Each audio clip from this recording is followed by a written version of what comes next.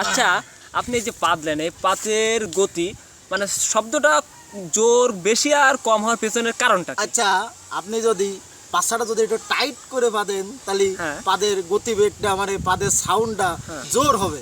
আর আপনি যদি পাছাটা ফাঁকা করে বাঁধেন তাহলে পাদের গতিবেগটা স্লো হয়ে যাবে এবং আওয়াজ কম হবে। অসংখ্য ধন্যবাদ আপনার উত্তরটা দেওয়ার জন্য। আপনার কাছে দ্বিতীয় প্রশ্ন, আচ্ছা হুসাইন বোল্ট কেন বারবার তিনি সাঁতারুতে ফার্স্ট মানে প্রথম স্থান দখল করে? কারণ তার হাঁকার গতিবেগ খুব বেশি, যার কারণে সে সাঁতার কেটে ফার্স্ট হয়। অনেক ধন্যবাদ আপনাকে, অনেক ধন্যবাদ। একটা ব্রিজ পার হতে সময় লাগে 5 মিনিট, এখন ওই ব্রিজটা আপনি 1 মিনিটে কিভাবে পার হবেন? কোনো ব্যাপার না, আমি মনে মনে পার হয়ে যাব।